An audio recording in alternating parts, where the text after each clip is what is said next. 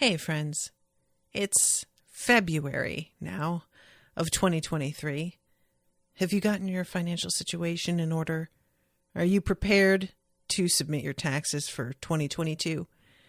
If you aren't, I have some advice for you. Go and talk to Molly Morris at m3virtualaccounting.com. She will do a free consultation with you, and she will help you get everything in order for this year and ensure that there is no scrambling panic next year.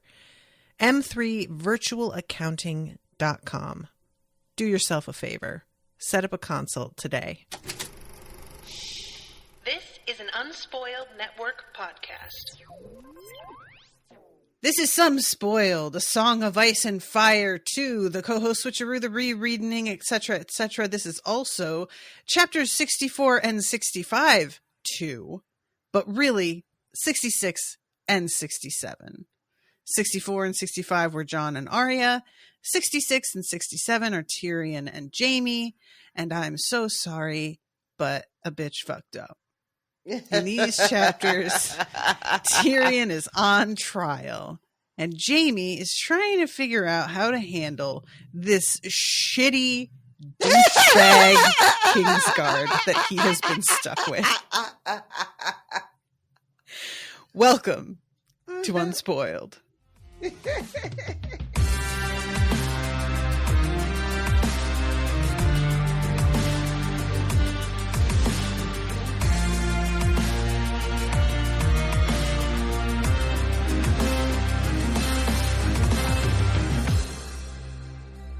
Monsters are dangerous, and just now kings are dying like flies. I am the king!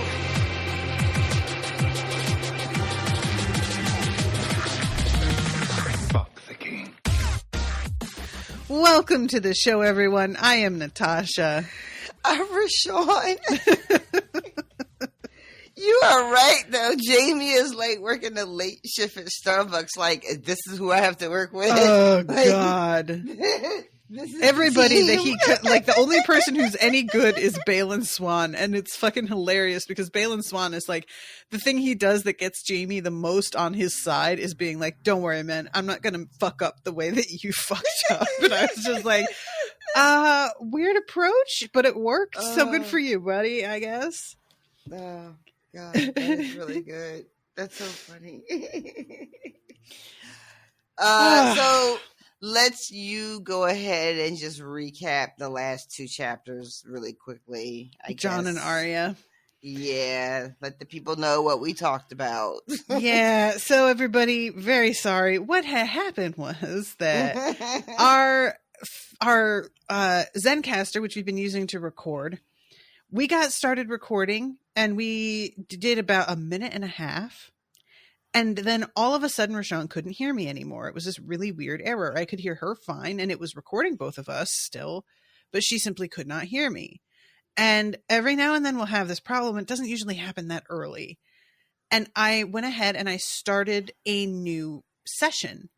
And really quickly, we both jumped into there. And can you hear me? Yeah. Okay. You can hear me. All right. Let's keep going. But I never pressed record again. I forgot that you have to. Because like in Crowdcast, if I start another session, it will be live like right away. And I was treating this like it was Crowdcast. And it was just, I was distracted because I was frustrated that we got cut off that soon. Especially, Rashawn and I have been on Zencastr at that point for like 2.5 hours because we've been talking forever. Yep. So the fact that it just cut off a minute after we began recording, it just really felt like, come on, man, really? So I was just all caught up and being cranky about it. And I didn't press the button.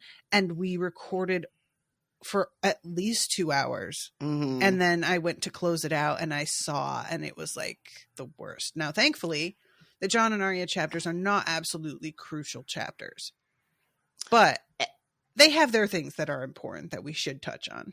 And so, just to be clear, when I opened it up and said we should recap, I meant the 2 chapters, not how we lost the episode. But once I you know get going, what you meant, oh, okay. but I felt the need to explain. Because I wasn't going to give y'all any explanation. I feel like you said it on Facebook. What happened? That's it. This is the difference between us. The really need for me to over-explain. It's very real. I was not going to say anything other than, you guys know what happened. We thought we were recording, but we weren't. What can you do? See, I didn't even say that in the Facebook post. I just said, but there was an error and then a fuck up, but I didn't say what happened.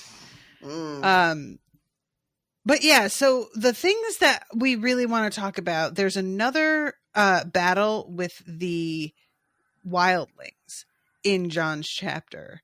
And in the show, they had sort of put this all together into one big attack. And so coming back to it and reading it, it's always a little bit surprising because I forget that it's broken up into a few parts in the book. Yeah. And this attack is like a really different beast because the first one, they were coming from inside the walls and they were trying to take the castle because obviously the plan was we'll take the castle and then we can open the gates for our buddies who are outside the walls still. And then they failed. But the guys who are outside the walls are still going to try their best. Oh, yeah. They still had a couple of plans. Yep. And so most of this battle takes place at night. But the thing that really kind of gets everybody is at one point when the sun comes up, they get to see exactly how many people there are. Yeah. And it's a lot it of is people. insanity. And everybody has this moment of like, what are we doing? There's no way. Right. Also, there are giants and mammoths, and imagine just waking up and being like, "Oh, word, giants! That's what we're doing now. That's we're doing what we giants. Sure thing." I distinctly recall being told as a child that giants were just, a figment of our imagination, that they were just made up. And now I got giants outside. And the only thing, this is a great moment because Donal Noye goes down to handle the actual gate, much against the express wishes of some people who are convinced that it's all blocked with debris. We don't need to guard it. They're taking care of it. Mm-hmm. But luckily, Donal Noye does not listen to them because as we see later, they had the giants coming through there and they would have been able to shift all that debris, no problem. Yep. So he goes down, he gives John the wall, and John is like, wait, where are you going? Oh my God, I have the wall. And John is just like, why will people stop giving me things? He is so, I love it. He's just like, dude, I'm injured. I'm 16. I am accused of being a traitor. What are you doing? There are so many other dudes that you could give this to right now. Bad call. But as it turns out, no, there's actually not. There's not a lot of people I can give it to. Look around. There is a whole conversation he has with Maester Aemon later. Oh my God. And Aemon is just like, so who would you suggest? The guy who doesn't remember who he is? Or the guy that's probably going to die by drowning in his own soup because he is very old? Or me, a maester, for whom this is expressly not my job. I'm 200, and I don't know if you've noticed, I'm blind. I am very blind, sir. We're battling. Blindness is a bit of a problem for a battle. I have a lot of strengths. Don't get me wrong. However. So. And then, go ahead. Well, I was just going to say, the decision to give John the wall turns out to be great because when John is put on the spot with all of these people being revealed and, understandably the Black brothers being like, there is no chance in hell we beat all those men. John is like, yeah, we don't have to beat all those men. The wall will beat all those men. Mm-hmm. We just have to keep them from getting through that one gate. That's all we got to do. They have mammoths. Have you ever seen a mammoth climb a fucking wall? I didn't think so. And it's honestly quite inspiring. He's very good at this. I was like, yeah, it works. look at It him. works. Everybody gets all riled up and, is 100% into it. And they have some success, against what seemed like really out, the odds were not in their favor.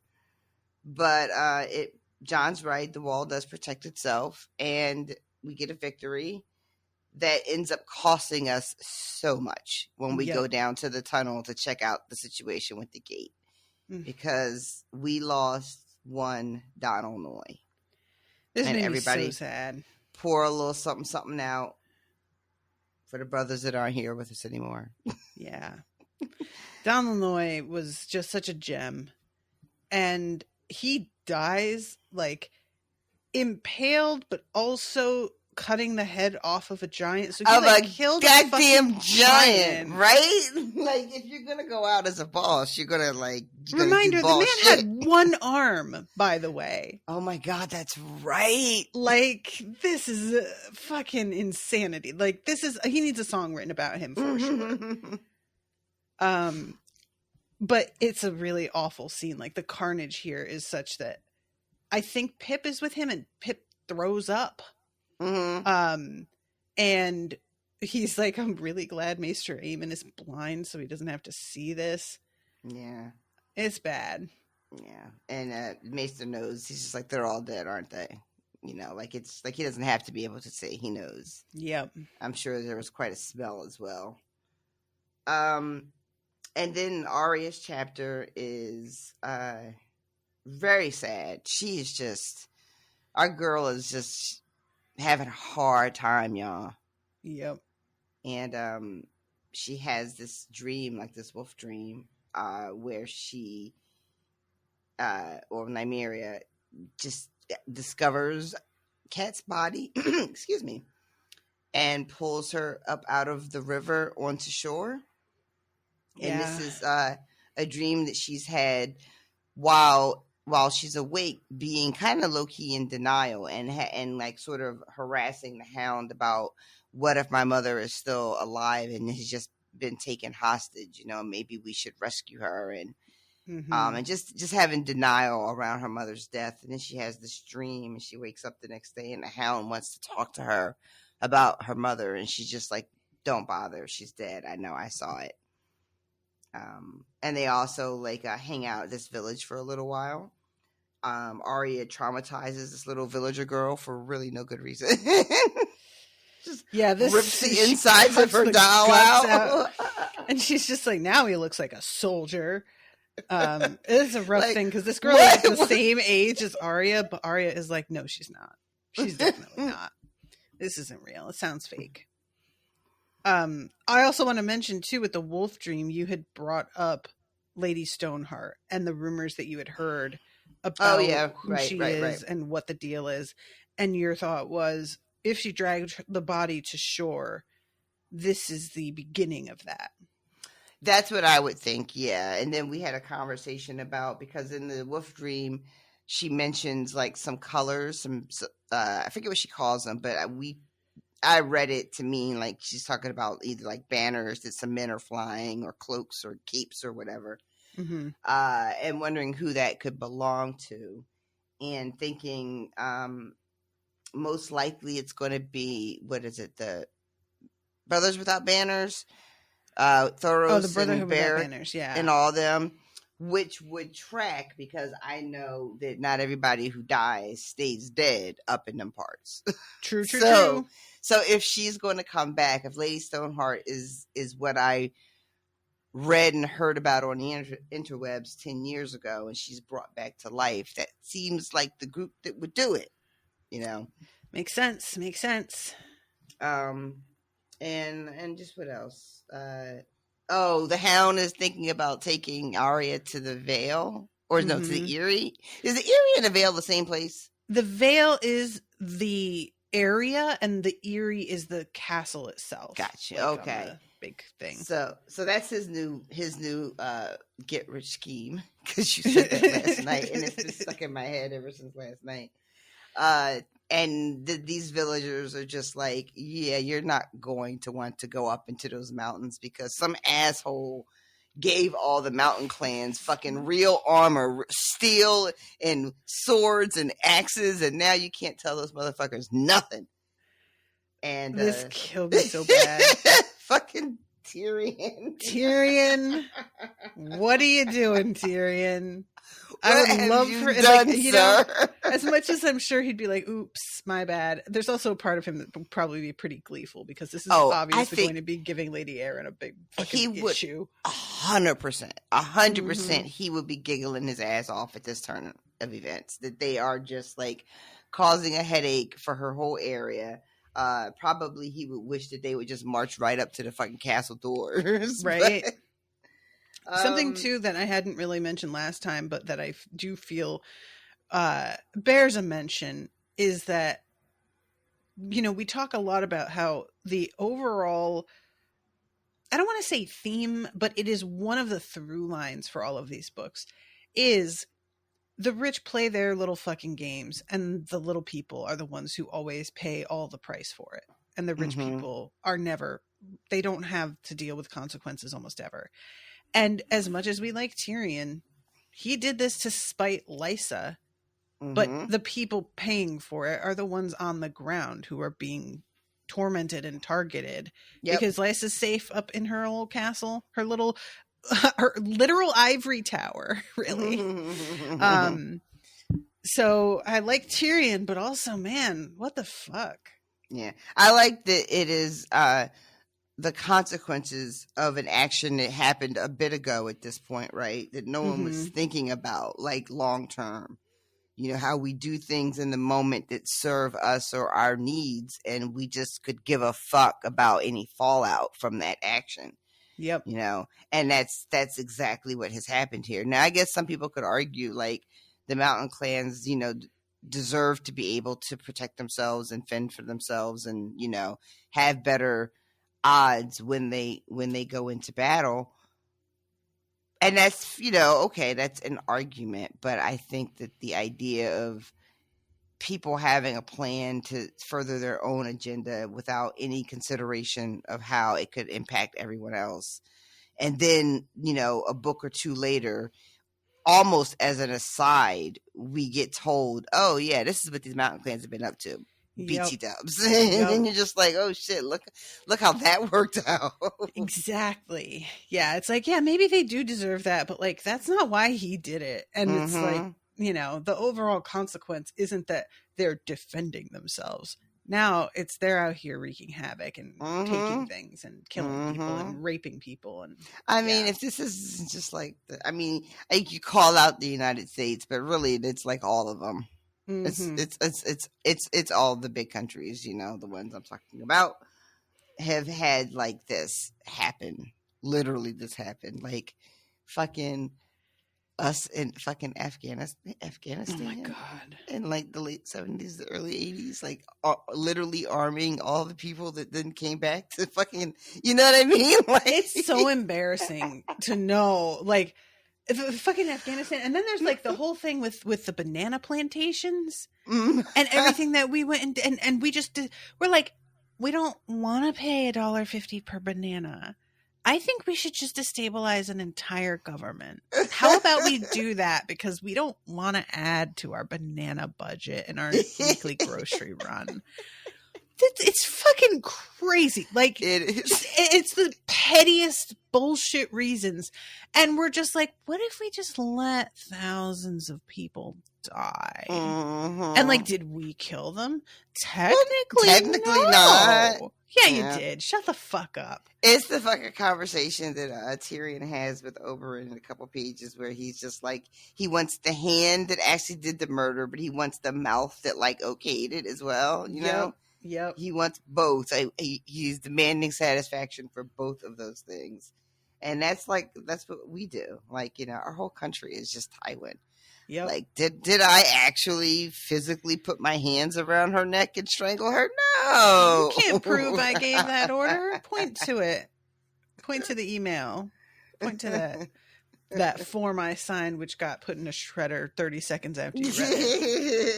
Or apparently just put in a fucking cardboard box at your office and left to sit in a closet. The way these classified documents are popping up. Honestly, that shit, you're so right to mention this because I give them so much credit for their espionage. And it's like, no, you know what? It's the same shit as like Ted Bundy wasn't able to commit all these murders because he was a mastermind. It's because nobody checked him because he was a white male who managed to always exploit that.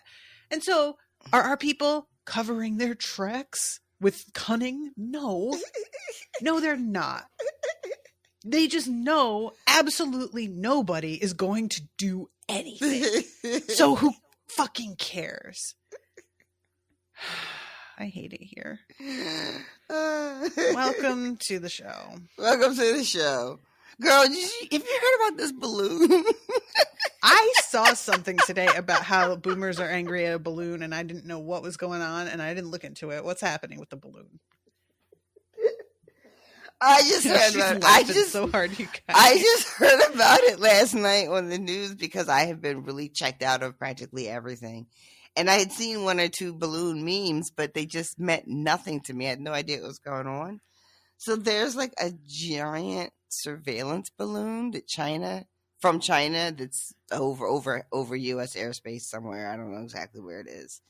But it's this giant balloon with all these like panels on it. And we as a nation are fairly 100% convinced that this is for spying, right? This is spy from China. But we can't shoot it down. So we're all just going to be like, all right, so there's just a big balloon up there floating around. No biggie. China, on the other hand, is like, no. It's practically just a weather balloon. I don't know what y'all are getting so upset about. So I guess a lot of people are really angry because they want us to shoot the balloon down. But I think it's the Department of Justice, or maybe it's the Department of Defense, saying that to shoot it down would be sort of reckless because of the debris. We don't know like how that would hit, you know. Okay. It could cause civilian life. It could cause, severe property damage. So they're just going to chill and let the balloon just do what balloons do. But so that's just weird to me. Just that whole sentence is just weird to me. Yeah, that's real weird. But then, like in the comments on various pages, people are like really, really, really salty about this balloon though. Like really angry about this balloon. And every time somebody's really mad about it, somebody else will be like, all right, but you know that they already have like satellites that are spying on us, right? Like, right. This is just, come on, everybody. This is always what it comes down to. It's just like, look, I understand that this is giving you a focus for your rage, but you've got to be aware, right? That like, this isn't the actual issue at all. So to be fair, I am neither pro nor anti balloon. I don't really haven't decided where I come down just yet. I have to play something for you. You know the guy who narrates Wizard People to your readers? Mm-hmm. He did a song. Is it about balloons?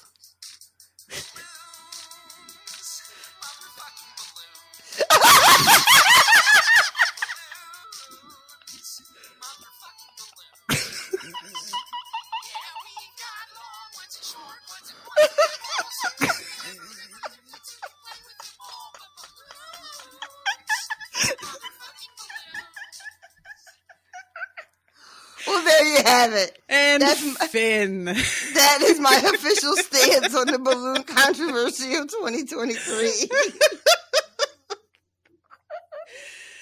The only reason balloons. I even thought of that is Owen was singing that last night, unrelated to the current events. And it got in my head. There's something very catchy about it. Oh, God. Balloons, motherfucking balloons. Anyway, all right. Let's get back on topic, shall we? All right. So, is that everything we want to cover from the other two before we hop into these two? The only thing that I additionally would like to mention is just the opening paragraph of Arya's chapter dealing with this grief. She could feel the hole inside her every morning when she woke. It wasn't hunger, though sometimes there was that too. It was a hollow place, an emptiness where her heart had been, where her brothers had lived, and her parents. Her head hurt, too. Not as bad as it had at first, but still pretty bad. Arya was used to that, though, and at least the lump was going down. But the hole inside her stayed the same. The hole will never feel any better, she told herself when she went to sleep. Yeah. Ugh. That's grief, y'all. Yep. That's a pretty accurate description, I think, of exactly what that feels like. Especially that last line where you feel like, this is my life now. Yeah, exactly. Like, this is how it's always going to be. It's never going to get any better. Yeah. You know, and that's not true, but it is true all at the same time. Yeah. It's very weird to try to explain to people, but yeah, it manages to feel exactly like that forever, but also get better. It's not like the feeling of loss goes away. You just sort of get used to that it feels that way. Yeah.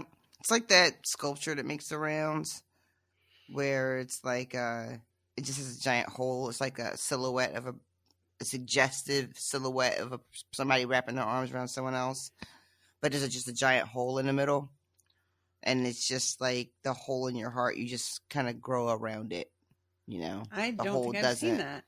Oh, I'll find it for you. It's really quite something, actually.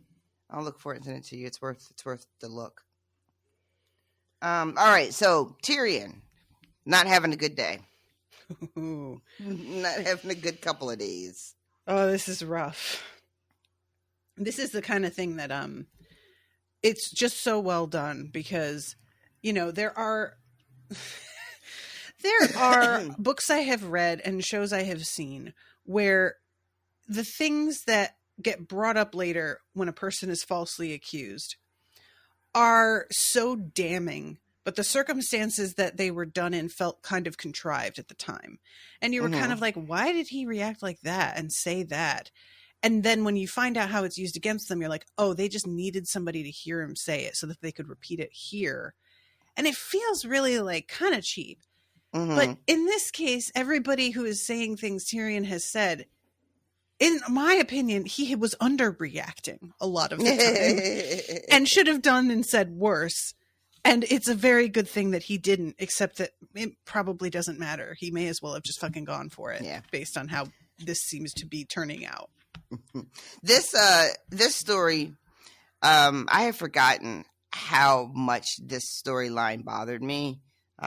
Because I have my own weird, it's not like weird, I think lots of people have it, but my threshold for dealing with people who are falsely accused is really, really low. Like it really gets under my skin. It makes me, really, really anxious. Like I was reading this Tyrion chapter and I felt like the walls were closing in on me as I was reading it. As this mountain of evidence piles up, knowing that he is innocent, right? It would have been much easier for me to read this if I didn't know Tyrion was innocent. Gotcha. But the fact that I know he didn't do this particular crime, and watching all of these people move against him and all of these things that he said in the past be, like you said, taken out of context and used against him. And granted, I know a little bit about how the show handles this. So I feel confident that Tyrion, I don't know exactly how this story ends with the trial, but I feel very confident that Tyrion makes it out alive, right? Right. So I'm not necessarily reading this afraid for his life, but the dread of it and the feeling of my God, I am he has really been boxed into a corner. And this is so unfair, and he didn't do this. It was really difficult to read. I had forgotten that part. I had forgotten that about myself, that I get really, really angsty when it comes to, people imprisoned and charged for things that they didn't do. And I don't know if that's just an overabundance of examples in the real world, or if it's just, a natural reaction and everybody feels this way. I really don't know. Well, you also have your sort of like fairness kink. That's true too. I don't know what else to call it, but yeah, there's a moment in Jane the Virgin where something happens and her mother says, "This isn't fair," and Jane puts her hand up and says, "We aren't going to the it's not fair place," and not in a way like that's a childish or immature thing to do. More like, what happens when we go down that road. We can't get out of there because it's just so infuriating that we can't even like address that part of it, because obviously. Yep. And that's one of the like, fucking that feels right.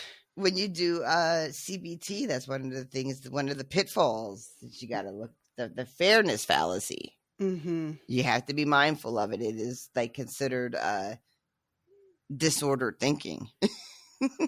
Which is just like, isn't that fucking insane? No, I get it. The world is what the world is. But also, if you expect the world to be fair, you have a disorder. What the fuck is wrong with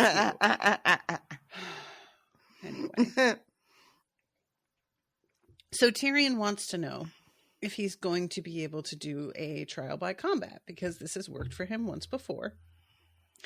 And Mace Tyrell, who is his father-in-law, I guess. Well, no, he's Joffrey's father-in-law. And but does he count? What would he be to Tyrion? Because that's Tyrion's nephew. He'd be like his uncle-in-law, maybe. At a very stretch. Really, they are nothing to each other. Yeah. It's like my mother and Steve's mother. They're like, they are literally nothing to each other. They're in-laws. There's a word. I guess in-laws. Yeah, is the best you're going to do with that. But he and Prince Oberyn, they're going to be the ones that are judging Tyrion. And so when Tyrion's like, "Can I have a champion?" Kevin Lannister's the one talking to him, and he is like, "I wouldn't do that." And Tyrion's like, "Why not, man? This worked for me before." And he's like, "Your sister has chosen Gregor Clegane as the champion. Should you go that route?" And Tyrion is like, fuck. She knew that was what I was probably going to go for. And already has checked me, because God knows who's going to go up against that fucking man. And then he has to find some witnesses to support him, and he sits in front of this blank piece of paper for like 2 days. It's all he can come up with is Sansa, who is nowhere to be found. And honestly, I don't even know why he thinks Sansa would have his back.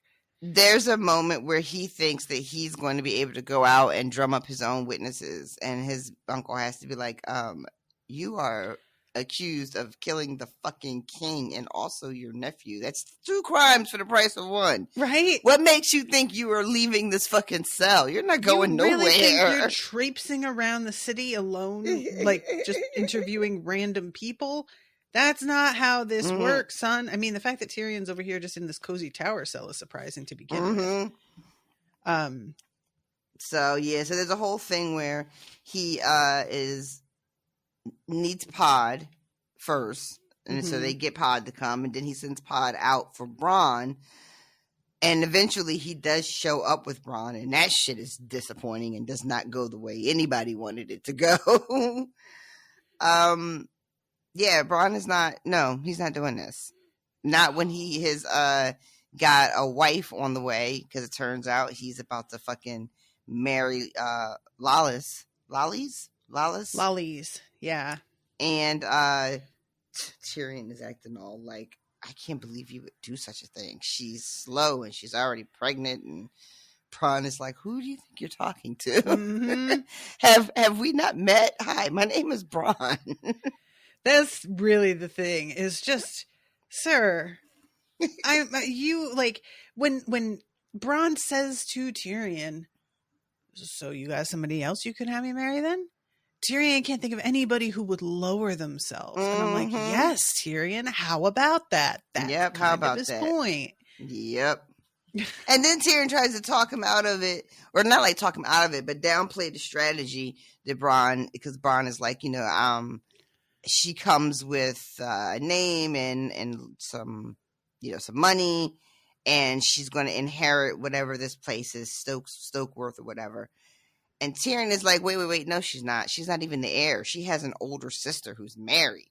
Mm-hmm. And Bronn is like, yeah, but she don't have no babies though. And what if she should die though? What if, say, she were to accidentally, of course, fall to her death over a cliff while I was taking a walk alone with her, for instance? What if she were just riding a horse through a valley and I should come across her with a big cloak over my head and a rock in my hand? Dude.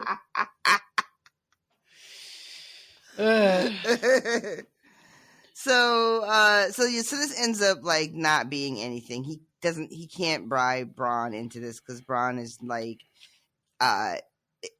doesn't look like I could beat him. Because Tyrion even tried, he's chicken. That doesn't work either. No. And Bronn thinks a little bit like, you know what, maybe I could like keep him moving, tire him out, maybe. But I don't think any of this is a good idea. I don't think it's really worth any of my time or anything that you would be willing to pay me. And there's a conversation about, what does he say when Bronn is talking about, because I think Tyrion is doing the whole thing about like, I always pay my debts. And Bronn is like, yeah, your sister is also a Lannister, though. Mm-hmm. So, you got to do better than that. And just overall, the whole, like, Tyrion with the battling against Gregor, he says something like, well, he's gotten injured, so he won't be as fast. My God. And I love Bronn just being like, yo, dude, I don't know if you've noticed, but the man is 8.5 feet tall and 600 pounds. Fast was never my concern. That wasn't what was stopping me. He could pick me up in one hand and crush me like a raw egg. That's my concern. It's tough because you're just watching all of these like very long shots in the first place turn their back on Tyrion, and there's not even a lot of room for me to blame them for it. The choices they're making make a lot of sense, and there's only a couple here and there that it seems like have been straight up maybe paid to say completely made up shit. Yeah. But otherwise, people are repeating things that actually happened. Yeah. And they just add up to make him look really bad. Yeah, that's the thing that's the most upsetting about most of this is that you're right. It is not just a series of people getting up and just outface lying, They're taking things as he's actually said, but removing them from any context that matters. And when you stack them one on top of the other like a fucking Lego set, at the end, it really does look bad. It looks terrible. There's I like when we get into Jaime's chapter a little bit because he starts asking them some questions about where were y'all, what were y'all doing, and this idea of how Tyrion could have gotten away with this. When exactly did he put the poison in the wine? And how come no one noticed? And I think one of the Kingsguard is just like, look, by that time of the night, things were wild. People were everywhere. People were all up on the dais. People were like, the king wasn't even in his seat. He was moving back and forth up along the table to like, get in his uncle's face and all that stuff. Mm-hmm. And you would think that all of that confusion could work in Tyrion's on his behalf, in his favor, but it doesn't because he doesn't have anybody to stand up to like even suggest it, like if he had a couple witnesses that could be, bring up at trial just what a mess everything was and that no one saw him do it, that might have been helpful. But you need a witness. You need somebody to get up there and say that shit for you. And not only that, but he poured the rest of the wine out, Mm-hmm. which just looks like what you're doing because somebody can point to it. Yep. It's not, it was just, it's all circumstantial, but it looks really bad. Yep. So, and as this like continues, he is starting to get more and more desperate. He's even asking if Varys will vouch for him. And he finds out later that Varys is going to be testifying against him. Mm-hmm. And Varys has like just 3 gigabytes of recorded fucking conversations that he plays in full for the court, and everybody just he really does show up with like all of this. Like he's been taking notes for the motherfucking criminal conspiracy. 100%. He just shows up with all of this shit. So I like, oh my goodness, Ferris. I don't know what to do with you. I know his whole, I am only aligned with like the realm itself. That's who I protect and who I serve and all that jazz. Mm-hmm. But come on, dude. I thought we were supposed to be cool. How are you going to testify against me? The thing is, and he has said this to Tyrion before, I have been also having to convince Cersei that I work for her. Mm-hmm. I have to manage to make both of you tell me shit, and both of you think I'm actually more on your side. Mm-hmm. And it looks real bad for Tyrion, so what's the point of being on his side? And it's, Varys is such an interesting character, too, because he's testifying against Tyrion and all that, but he doesn't out some of the more choice information that he has about Tyrion, right? Like, he doesn't say to everybody, oh, and by the way, he's got a whore here. Which, he could have. He could have, indeed. But, but that's not the game that he's playing in this moment. Varys is just a really interesting character. Like, he can come up, testify against Tyrion, but then later on in the series, at some point, they're going to have a conversation, and Tyrion's going to be all mad about it, and Varys is going to be like, look, but I didn't say nothing about your hodo, did I? And Tyrion's going to have to be like, well, that's true, you didn't. So the actual trial itself, Tyrion doesn't, he's letting his anger carry him away, and it is making him look bad. And he keeps yelling at himself internally every time. Yeah, he's having these outbursts. At first, he choked on his pigeon pie. You'd blame the bakers? Them or the pigeons? Just leave me out of it. And then he hears people laughing. He's like, God damn it. I can't be doing this. And then later on, when I think it's Meryn Trant talking about like what he said to Joffrey, and he's like, you want to tell him how Joffrey was like beating Sansa in front of people? Is that going to come up at all? Mm-hmm. And like, again, I get it. I understand why, but it isn't helping. Yeah. All it does is make it look like he hated Joffrey more and had more motive. Mm-hmm. Really. And these outbursts are making him look angry. Yep. Angry enough to kill, one might even say. And his father has to keep being the one to pair of sunglasses dropping down on your face. Angry enough to kill. Ow!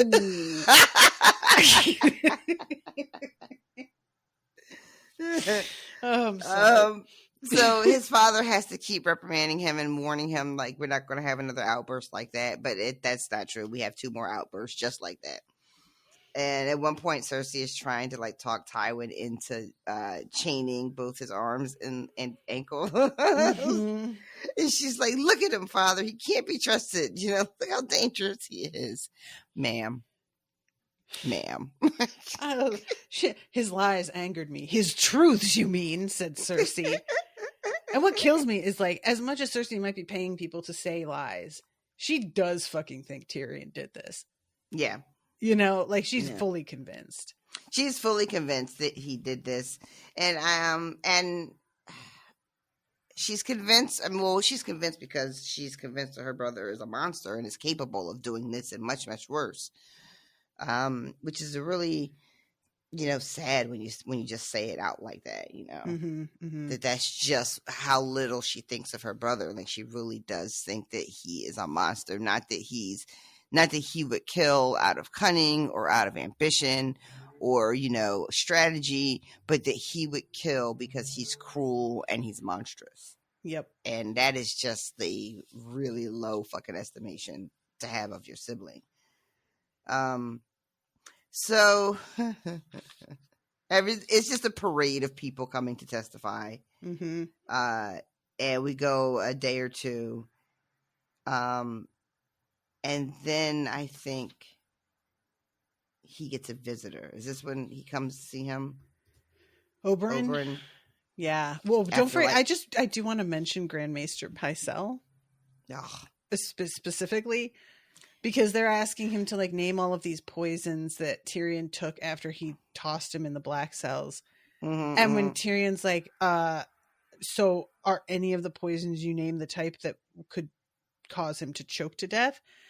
And he says, no, you would need something called the Strangler, which isn't here because you used it all to kill the noblest child the gods ever put on this good earth. Yeah. And then Tyrion, Joffrey was cruel and stupid, but I didn't kill him.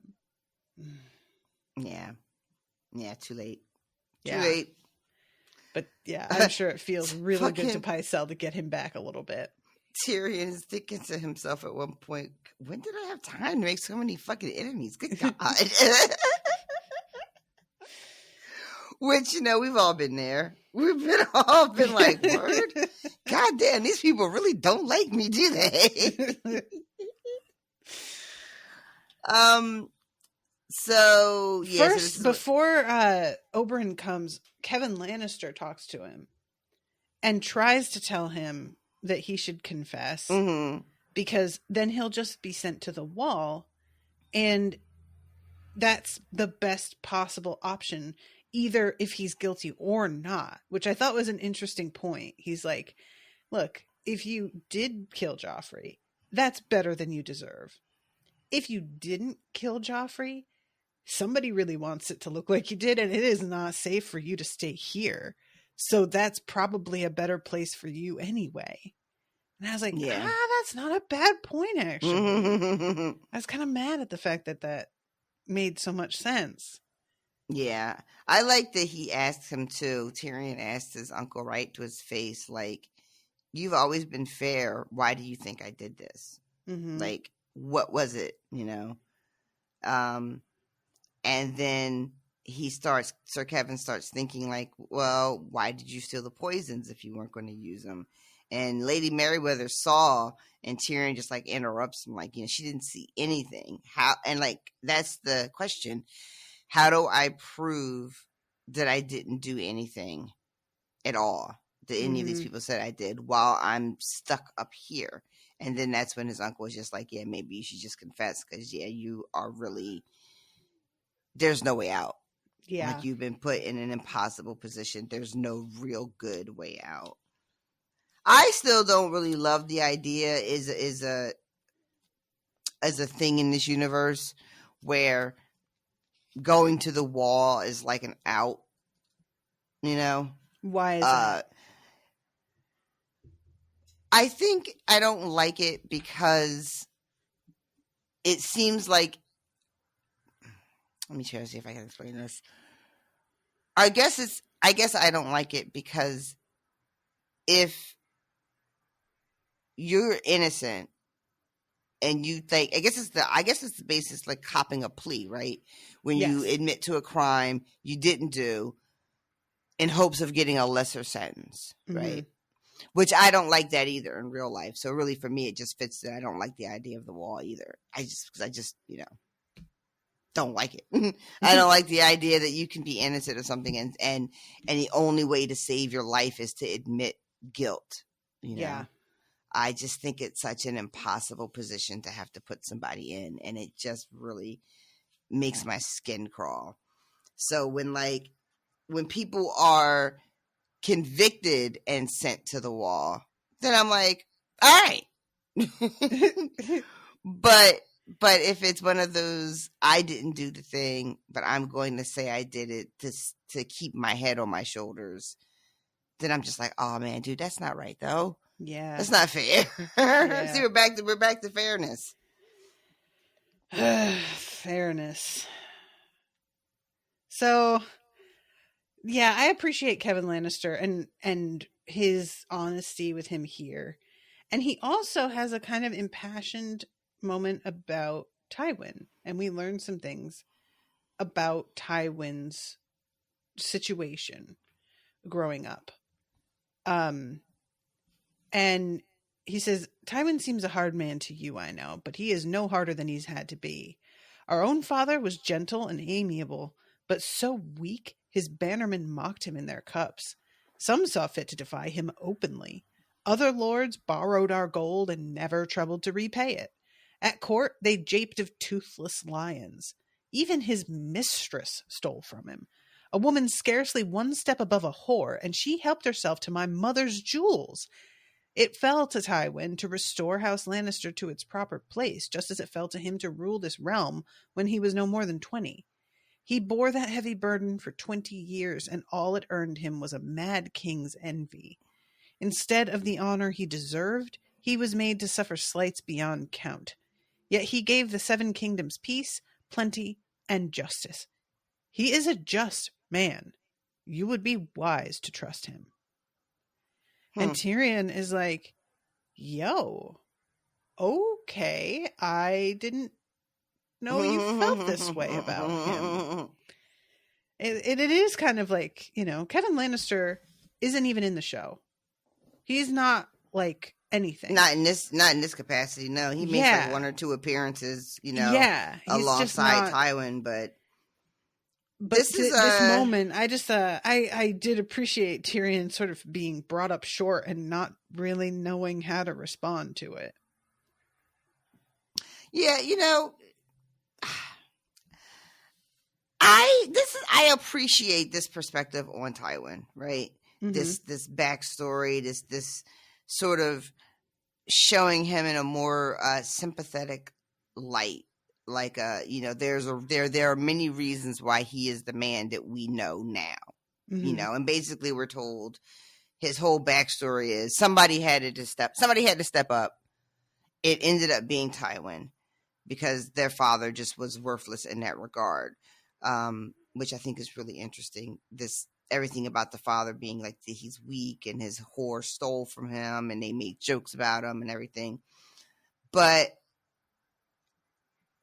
I don't know how, none of that says that he was incompetent to me, Mm-hmm. Was he a bad man? Was he a cruel man? Was he incompetent? Or was he just not a hard ass that everybody was afraid of?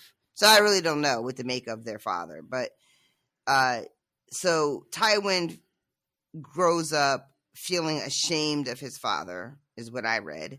Mm-hmm. And has decided that it's up to him to restore the glory of the name House Lannister so that nobody can ever make jokes about it again. Mm-hmm. And, good for you. I don't see where nobody put a gun to your head and said, this is your job to do this now. But, he decided it was his job, took on this burden, was very successful. Now everybody respects the Lannisters. They're rich as fuck. And then, he's handed the king and his daughter married the king and, all that other shit. So, yeah, it worked out. But it didn't make me any more sympathetic to Tywin at all. That's fair. It really didn't. Yeah, for me, it's not really even about Tywin so much as about Kevin. I find it more interesting to see how Kevin feels about Tywin. Because we've really had no inkling in either direction, and nor have we cared, to be honest, My feeling is that it definitely showed him to be incompetent, though. If you are lending out money and your house's entire claim to power is that you have a lot of gold and nobody feels any obligation to pay it back because they know you're not going to do jack shit about it, That to me is incompetence. That's your one job, is to get people to pay you back, and you're not doing it. You suck. You're not doing your job. And I have to imagine that they have a lot less gold than they did when Tywin was a kid, you know? Wait, what do you mean? Like, what are you saying? I'm saying that if his father was loaning out tons of gold and nobody was paying it back, chances are their fortune was deeply affected. Oh, got you. But now that they've recovered, now that Tywin is an adult, or do you think they just never recovered from his father's sort of negligence? I don't know. I really don't know. This, the way that Kevin is speaking about his brother, he says he is a just man. Is he? That's the question. That was never my takeaway. You would be wise to trust him. Really? Are you sure? Also, not my takeaway. But okay, Kevin, go off.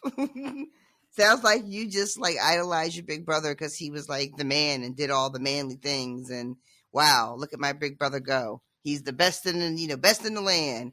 And there's nothing wrong with that. I got a big brother too. That's how you feel about your big brothers. That's just how it goes. But I feel like Kevin is really overstating something. That's fair. Yeah. Yeah. And there's also like, he is a just man. Justice is real subjective. We like to act like it's not, but it kind of is.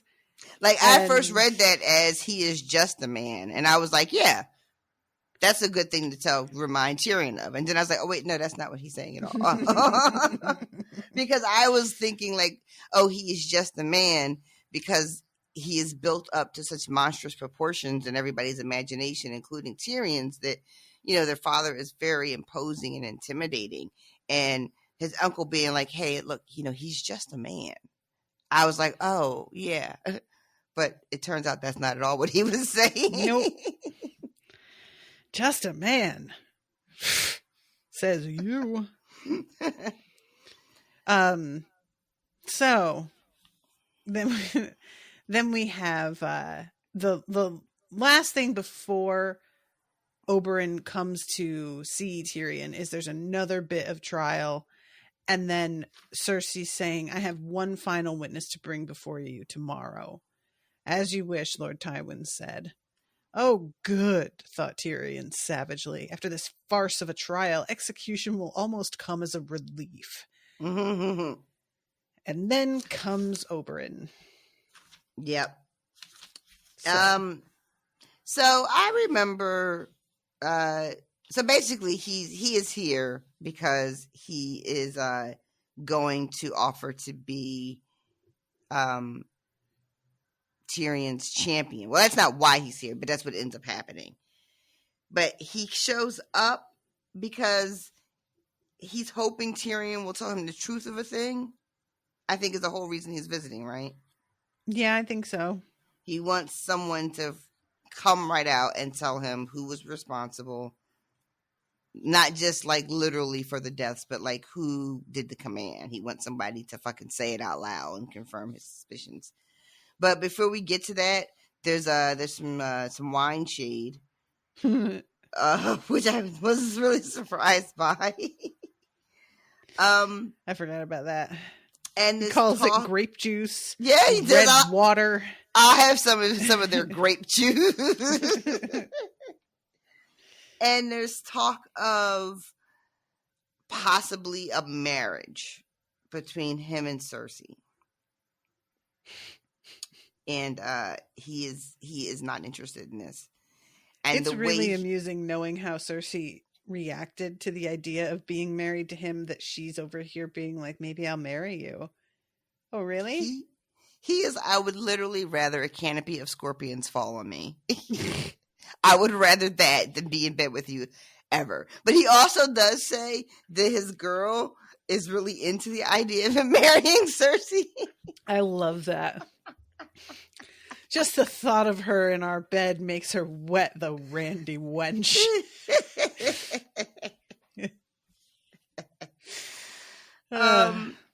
So yeah, they talk about, what else do they talk about?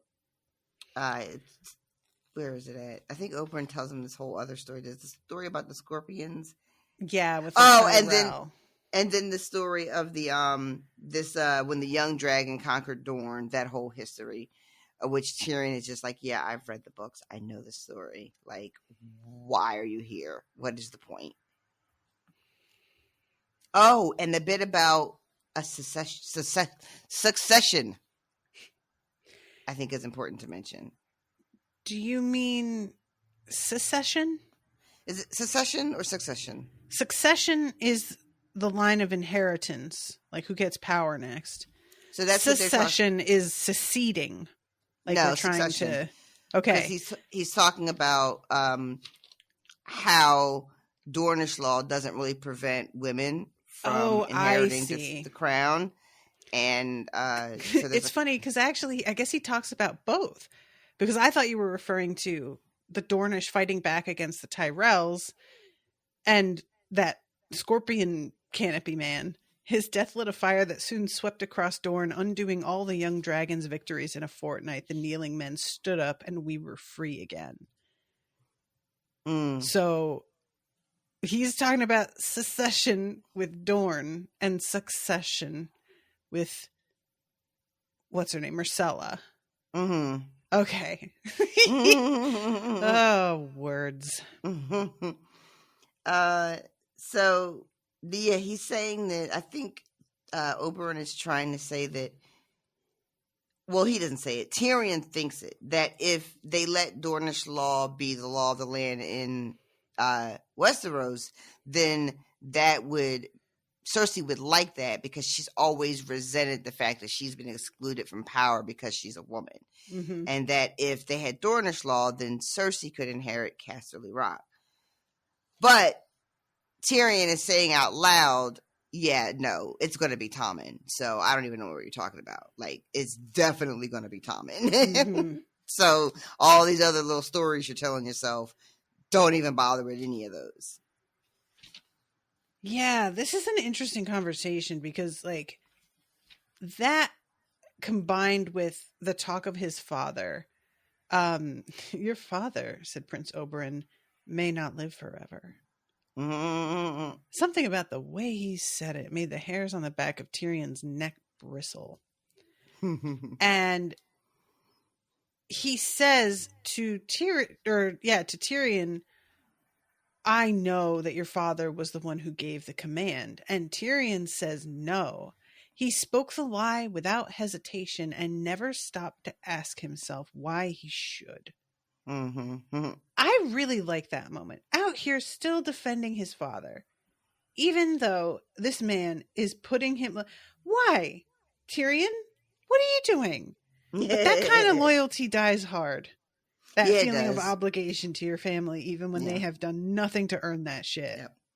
And it doesn't matter because Oberyn is like, you fucking lying right to my face. It was very, like, noble of you to do that. Mm-hmm. It wasn't a very good lie.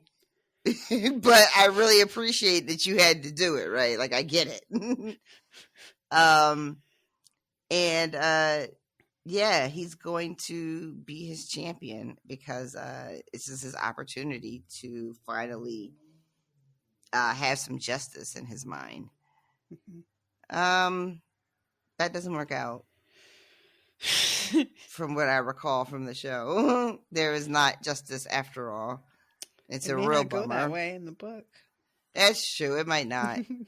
I'll tell you what, though. I don't know how soon we'll get to the actual trial by combat and if there's going to be more chapters with him in it. But I just remember all the brouhaha when his character was joining the show, how excited everybody was.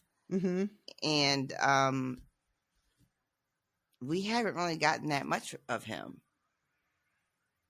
I don't think so.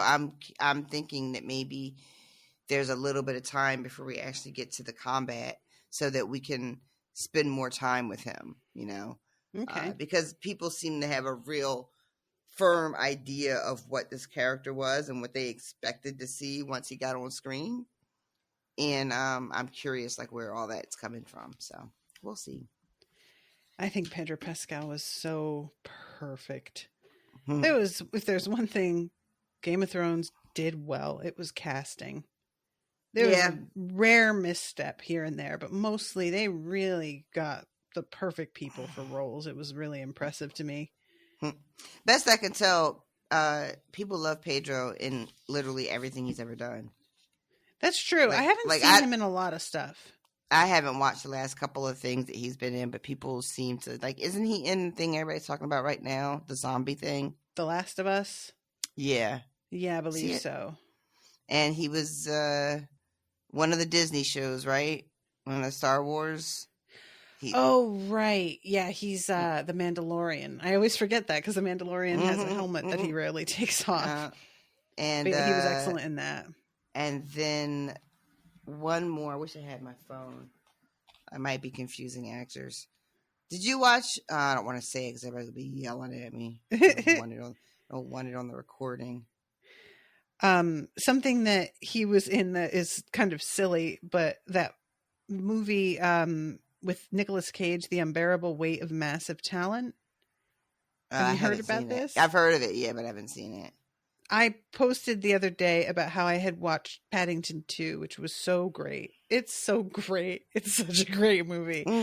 But somebody commented with a link from a scene in Unbearable Weight of Massive Talent, and they're having this serious conversation about top 3 favorite movies. And Nicolas Cage is like, you keep avoiding answering the question, what's your 3rd favorite movie? And he had said like a fucking Scorsese film or something for number 2. And then he says, Paddington 2. And Nicolas Cage is like, what the fuck are you talking about? You're talking about like this gangster movie and then Paddington 2? Those things don't line up. What do you even mean? I watched it and it made me want to be a better man.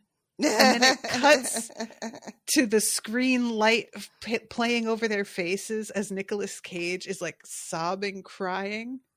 And he says, this movie is fucking amazing. And dude just turns around and looks at him and says, I fucking told you. End of scene. And it's honestly the most I've liked Pedro Pascal, and I quite liked him as Oberyn, but that moment of just, I fucking told you, intensity about Paddington 2, that spoke to my heart. I just never expected that movie to be the delight it was. Did you see the first one? Mm-hmm. The first one was great. The second one was better. The first one has a 95% on Rotten Tomatoes. The second one has a 99% on Rotten Tomatoes. Truly, I just never know what's going on in the world. I just never know what's going on. If you're looking for something that's like just kind and fun, I just can't recommend having them just on, as a bit of a romp in the background while you're folding laundry. Or it's a good time. I was a big fan when I was a little girl. Were you? I wasn't. No, okay. I was a big fan. I liked all the little stories about the animals that were like going about their days, like they were little people. Curious George, Bad Barty Elephant, Paddington Bear. Just give me like a little like animal, but put some clothes on them. Put a little pair of shorts on them, or a hat maybe. I'm good to go. Little jacket. Give them a little bag they have to carry, a little satchel. Yeah, I think that's what kind of caught me off guard, because since I wasn't that big a fan, I wasn't aware of the fact that the universe that Paddington is in just accepts, oh yeah, there's a little bear who also lives on our street. We're not going to make a big deal out of it. There's no reason to be all weird. They just don't, nobody bats an eye about it except for like one dude who's like the neighborhood watch. And everybody like, what is this bear doing? And the whole neighborhood is like got an attitude with that one dude. Like, dude, what's your problem? He's literally not bothering anybody. Calm down. Yep. It's a good time. I really do recommend it, y'all. And the CGI is like very convincing. It's obviously CGI, but it's I didn't even think of that. Yeah. I don't know why I was thinking it was animated. Oh no, it's live action. Oh, fun. Yeah. All right. It's a good time.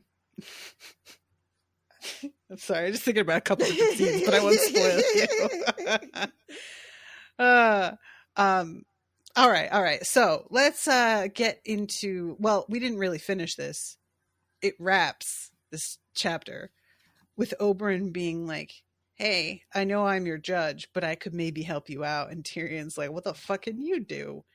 And he says, I could be your champion. That is the end of the chapter. You could start singing that hero song. Wait, which one? Be your hero, baby. There goes my hero. Oh, that's a different song. There he goes. That was that one I like. That I one love I that like. song. Owen hates that song. No. He hates a lot of songs that I really like. It's very sad. Oh, damn. That's a bummer. One of my favorites, though, that he hates, and it comes up so much more often than you would expect. The boys are back in town. He hates that song with a fiery passion.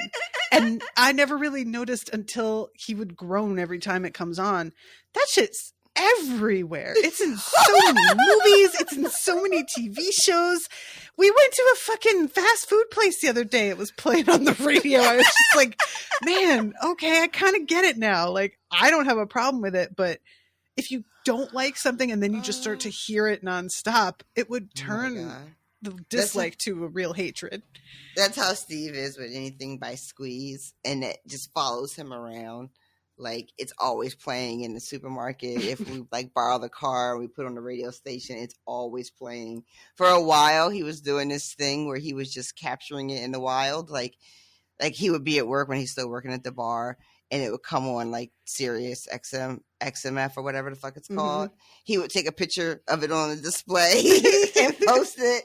And then like 3 hours later, it would come back on and he would take another picture of like, I hate my life, and post it.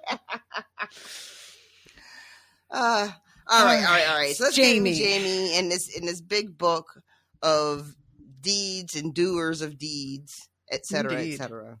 This is the book that fucking Brienne writes in at the end of the show, right? And just closes it without letting it dry. It ain't dry.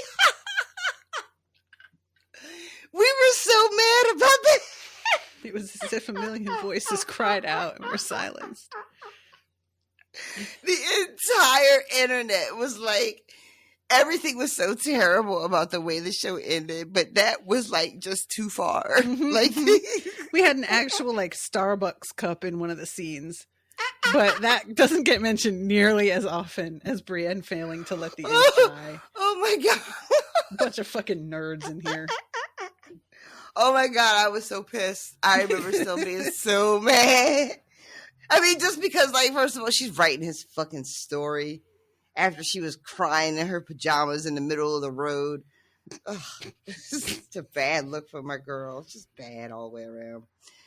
All right, so Jaime is in these very nice things. She was crying in her pajamas. It's so disrespectful. I know.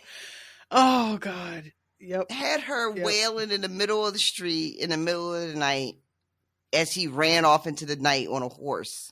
Right after they fucked, too, right? Oh my god, I forgot. Remember? The show. Mm-hmm. Jesus Christ. What are we doing, people? What are we doing? Oh my god. That was such a... Oh, I have never felt so disrespected in my entire life. That fucking last season. Truly, that was really what it was. It's like, look, I'm really... there are so many things about it that were wrong, but the biggest one is the fact that you thought we would all be fine with this. Wow. Really?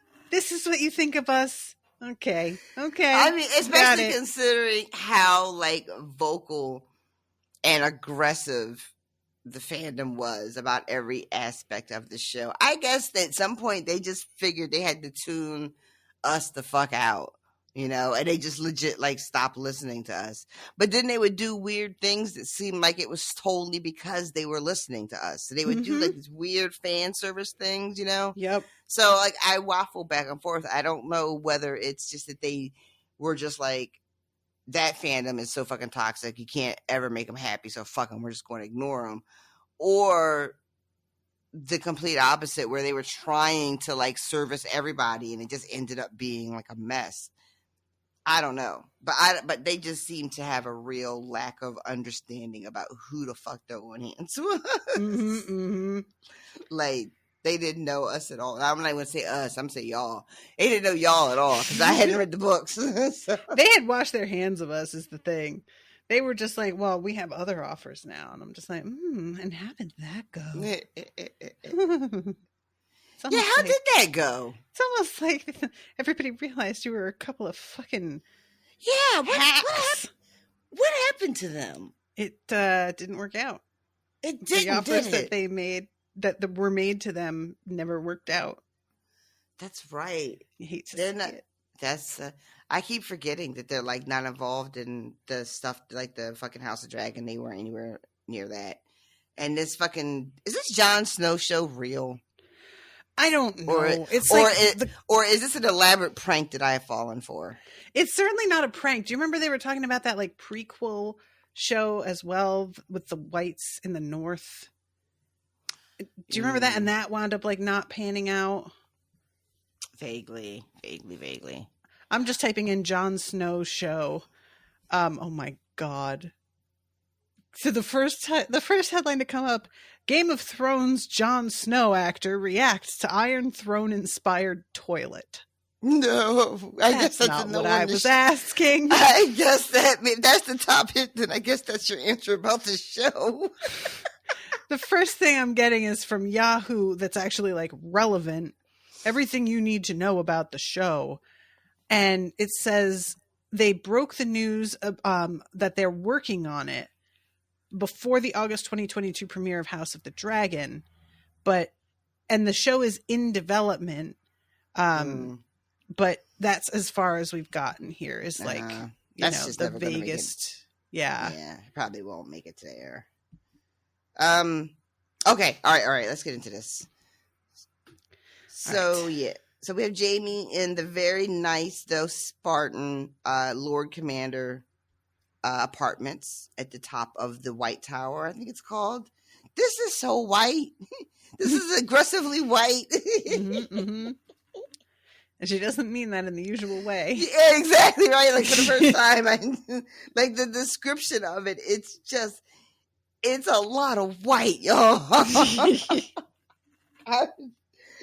Like, God damn. I feel like it's probably very chilly in there. That's how I always feel about white spaces. Like that's part of why I don't like minimalism is that usually when they say minimalist, they also mean white or like gray. Mm-hmm. And that just looks cold. It looks like a hospital or like an airport. Have you seen inside of Kim Kardashian and Kanye's home? I have not. Girl, look this up. Just go ahead right now. Are you on your computer? Are you on your computer? Of course you're on your fucking computer. Go on your computer and type in Kim and Kanye's home interior. I really don't want to. Please anything that I try and say to you to explain how minimalist this home is not going to get it across. You have got to see it. Because I thought I was prepared. And it Jesus was Christ. Not. Yeah. This is from 2020. Jesus Christ. Why would you live like this? Right? And talk about looking like an airport. Yes. This is a $60 million home and it's like not even anything on the wall. Not even a picture. Nothing on the walls. The bedroom looks like all the floors. I can't get a throw rug. There's no nothing. There's like one room. I guess this is the kids' room because it's got toys in it, and that's about it. Everything else is just fucking empty. This is why not everybody just. Oh my God! Look at this. They are. I can't look at this anymore. I'm done. Bye. That's fair. I just needed you to get like the idea because I have seen minimalism and this goes beyond minimalism. I find it really strange and I don't understand it, but it's just icy. And this is kind of what I'm imagining for the Kingsguard. The whole thing is supposed to be like the purity of their mission or whatever. I guess.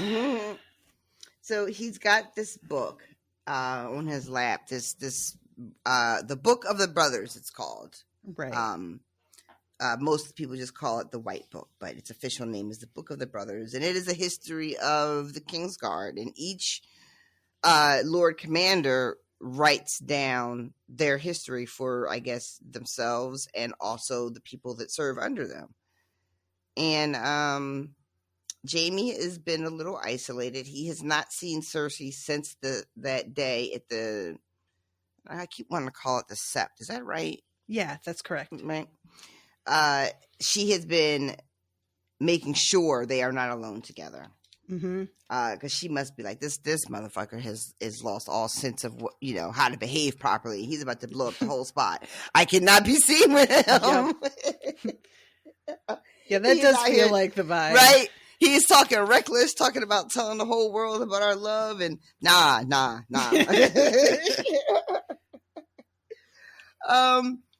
So it also mentioned that he's scrubbed and cleaned in his dress gears, but like it doesn't fit. He's lost so much weight. His clothes kind of hang on him now. He's got the whole situation with losing his hand, so his sword is on the wrong hip, and like just his whole jam is off. He's just not feeling like himself, not feeling like powerful or in control, or even that he's like taking up the space in a way that he should be taking up space, Yeah. And then he reads some of the histories, and it's very interesting. And he reads a little bit about Sir Barristan. And then he gets to his entry, and it is pitiful. Sparse. It's sparse. Yes, it's not pitiful, and that he's not accomplished anything, but it is like Jaime thought he was going to have a couple chapters, and that is not what he got.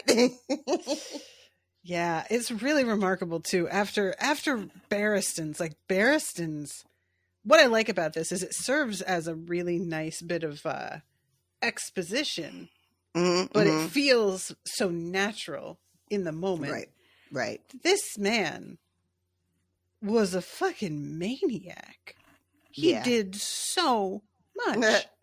I love too that it's mentioned that Barristan's his entry had been written by, I guess, his Lord Commander, this Sir Hightower, and it's written in like this big forceful script, Jaime calls it. But then Selmy finishes it, with it includes how he got fucking fired, and his writing is just he calls it smaller and more elegant. So I liked it right before, because the way Selmy leaves, I liked that he was like, let me just jot this down real quick in this big ass book before I go. I really do like to, the things that are written about him were Sir Gerald Hightower, and that's all of like the people that he unhorsed and the people he slew and the lives he saved, and and the names of some of these people. Defeating Prince Duncan the Small and Sir Duncan the Tall, slew Malus the Monstrous, last of the Blackfire pretenders, in single combat during the War of the Ninepenny Kings. I'm like, word? Defeated Lormal Longlance and Cedric Storm, the Bastard of Bronzegate. All right. Why don't we have names like this anymore? I would like to know. What the fuck happened? All that was done by his 23rd birthday too, so he was like really getting it in. He rescued Lady Jane, avenged the murder of his sworn brother. I love this too. They also get a shout out for like being in the sort of the caravan that escorted Cersei to her wedding. Right, I forgot about that. Because it doesn't seem like something that would doesn't fit with everything else. Everything else is about winning tournaments or defeating somebody in battle. And then also he went to this wedding. And then where he picks up, wounded by arrow, spear, and sword at the Battle of the Trident whilst fighting beside his sworn brothers and Rhaegar, Prince of Dragonstone. Pardoned, named Lord Commander of the Kingsguard by Robert Baratheon, served in the honor guard that brought Lady Cersei, and then dismissed from service by King Joffrey I Baratheon in his 61st year for reasons of advanced age. I hate it. I really hate it. And then Jaime's, which is like, I don't know, a paragraph. Mm-hmm. I mean, it's good stuff, He's a squire. He was knighted by the time he was 15 by Sir Arthur Dane, which is pretty big stuff, you know. It's pretty impressive. Slew someone named Ares II. Oh wait, no, that's the Mad King. Okay. Yeah. Thereafter known as the Kingslayer, pardoned for his crime, served in the honor guard with Cersei getting married. And he was a champion in a tourney that was held at the king's wedding. And that's it. That's it. Jaime is feeling like, I did some other cool shit. Y'all could have threw that in there. and then he tells us about the cool shit that should have been in there. And he remembers a couple of things, a couple of fights. I love the part where he talks about fighting someone called the Smiling Knight. Yeah. And he describes them as being like chivalrous, mad, and something else all at the same time. And then a madman, cruelty, and chivalry all jumbled together, but he did not know the meaning of fear. And then Jaime thinks later that, you know, he's kind of turned into that himself. Poor Jaime. Right. So he is meeting with his crew, his less than impressive Kingsguard. He's called them all to meet, and they have this sort of ritual that they have to say. And he asks them, like, where's the king right now, I think? Who is protecting the king? Will they keep him safe? And then they have to say they will and then be seated. And then, so they go through that. And this is like the first time Jaime is leading officially in this capacity. Mm-hmm. Right. And who are his guys? He's got Sir Boros, Sir Meryn. There are the Kettleblacks? Kettle Blacks, I think. Is it Kettle Blacks? Yeah, it's black. Kettle Black. And then there are some guys that are missing. Not everybody is here today. Yeah, Aris Oakheart is in Dorne. Sir Osmond, Sir Balin, Sir Loras. And he has to sit in Barristan's chair, and he feels real weird about it. It's the first time he's taking this seat. Mm-hmm. And also the fact that he hasn't got a hand and is well aware that he is not capable of fighting the way he used to be anymore. Yeah. It just all doesn't quite hit right for him. Yeah, it all just doesn't feel like he's, like I said, like he doesn't feel like he should be in this space. It's a comment about how like threadbare the chair is that he has to sit on, because it's been so many people have been sitting on it before him. It's all fucking thin and shit now. Just replace the velvet, somebody. Yeah, I couldn't reupholster that man's chair. You know, it's not like that's some sort of storied the chair itself, sure, but like, come on, let's all keep our heads here. So this is when he starts asking, basically, like, y'all were all at the wedding, supposed to be protecting the king, and yet the king was murdered. Funny how that happened. This is like very reasonable, but also it feels so weird to me to just be like, so let's talk about the fact that you let a man be poisoned. And I'm like, look, yes, sure. But also, they only have like swords. How do they protect against poison? And I know that's not the point, because they're meant to cut down the person doing the poisoning, but come on. Right. Yeah. Like, and then I love at the end, Jaime is just basically like, you know, we need a person to test the food. Henceforth, it'll be you that does that.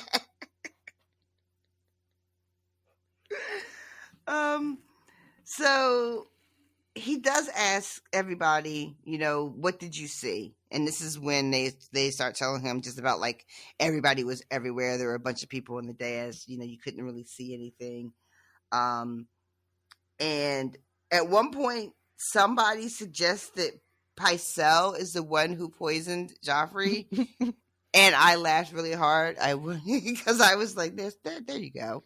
That's somebody you should throw out there. Yeah. whoever it is that says it is just like really cracking themselves up. Because quite frankly, they just think he's too fucking self-righteous and they can't stand him. Somebody calls him too holy by half.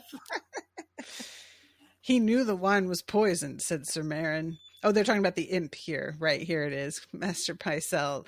That's your poisoner, suggested Sir Osmond Kettleblack with a sly grin. It was Kettleblack. And the whole thing with Osmond is that he's real smarmy, is the only word I can come up with Jaime. Like, he keeps grinning at him and smiling at him in this way like they are real buds. Like, there's and two Jaime of is like, them. what the fuck is your deal, man? Like, yeah. Yeah, because there's the Oswald and an Osmond, and they're both on the Kingsguard. Right.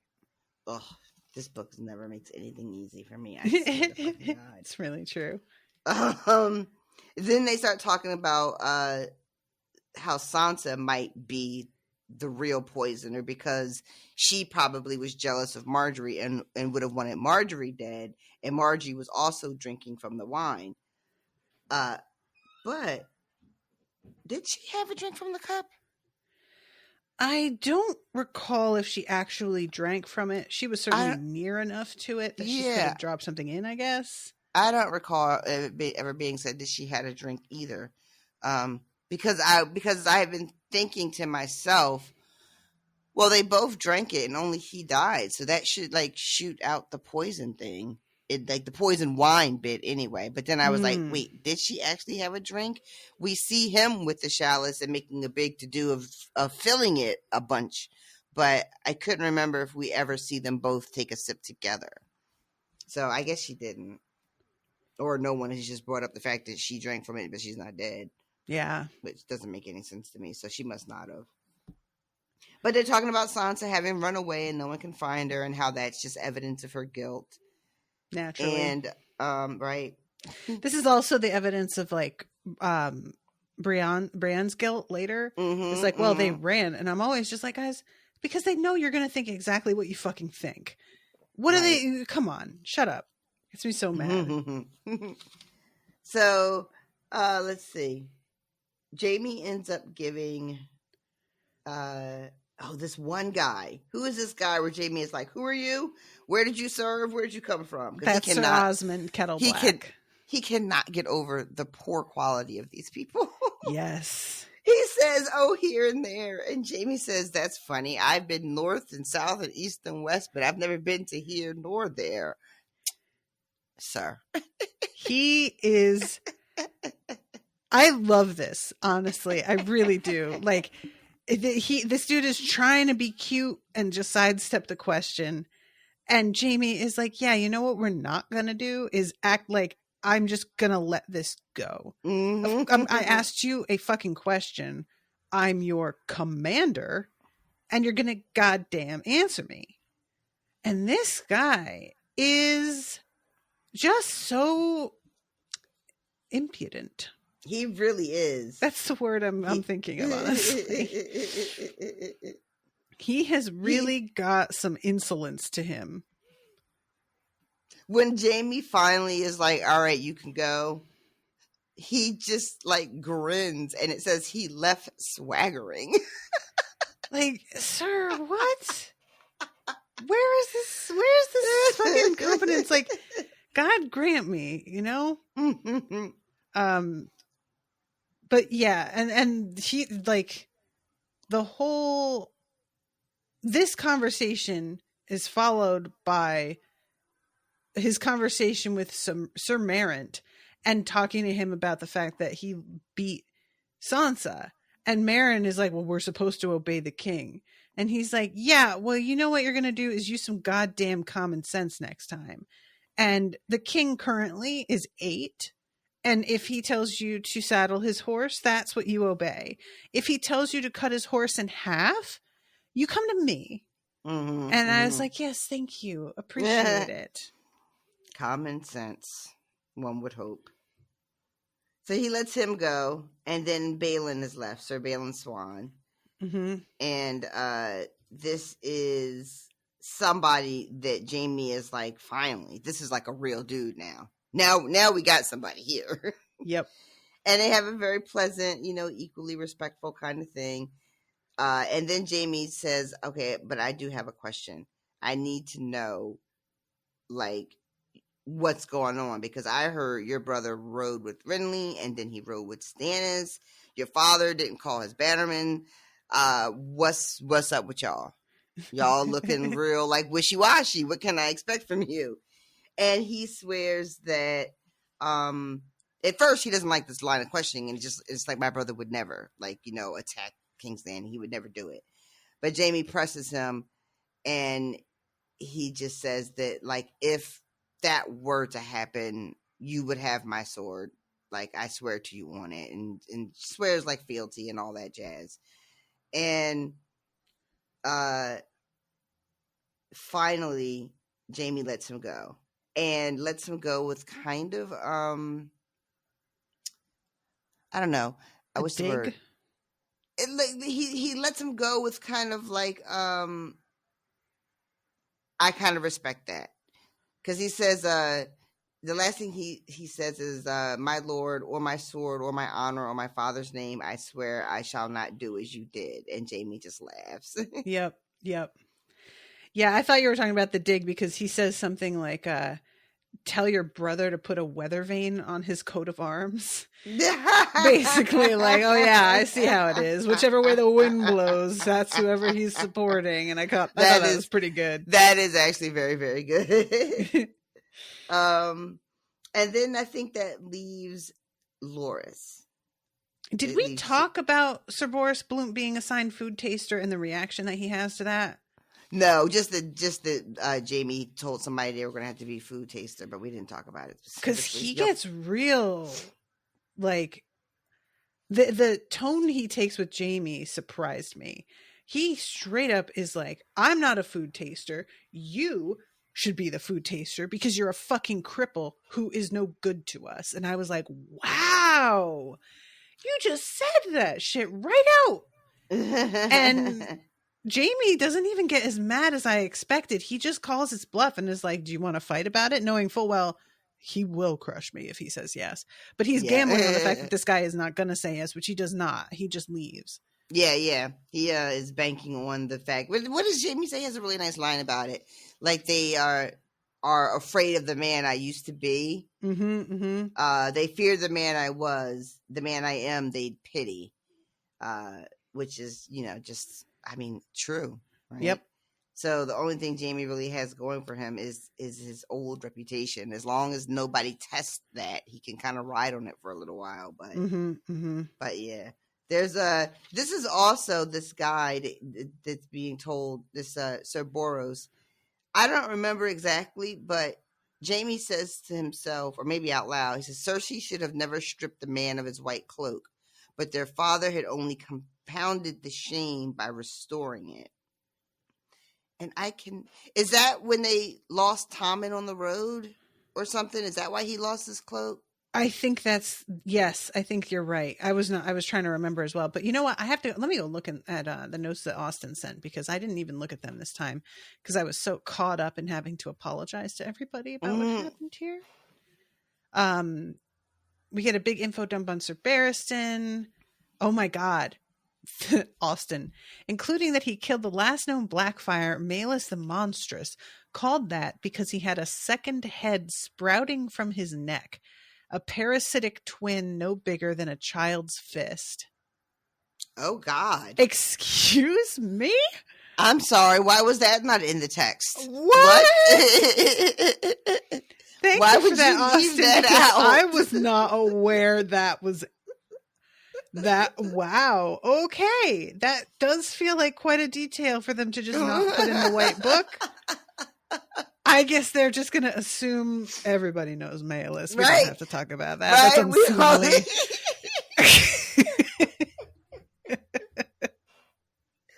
This man had a whole second hair going out of his neck and they couldn't jot that down. My God. There's not a mention here about Boros Blount, but he does say it is never confirmed if Sir Osmond Kettleblack was ever really knighted. And that is the thing that it comes down to, is that he's trying to find out where he's from and who knighted him. And the guy says like Robert Stone. Right? And Jimmy is like, is that a real name? Or like, if you had to make up a fake name in this world, that's a really good name to make. Because there's no way to tell if that's real or anything. And it's very clear the man was like a sellsword, you know, it was just not honorable. This whole vibe here is just of like, he even says at one point, Cersei, what the fuck were you thinking? What are you doing? Yeah. And I mean, I don't know everybody's backstory, and I can't remember from her. Did she even have a POV? When's the last time we had a POV from Cersei? I don't think we've had one yet. Jesus Christ. But it just seems like she would just offer the job to whoever she thought was loyal, whatever like shit piece of person was loyal to her. She'd be like, yeah, you should be a Kingsguard. You're like a shady, duplicitous, untrustworthy, backstabbing, do anything for the right amount of money person. You should be on the Kingsguard. Yep. I just went and looked it up, and you're right. Boros Blount was stripped of his cloak because of giving up Tommen, and then Tywin gave it back to him. Okay. So it is a questionable thing. Like usually, I feel like he tends to have pretty good judgment about what it's going to look like for them to make any given decision as a family. But that does seem like a real questionable decision on his part. You talk about Tywin giving him the cloak back?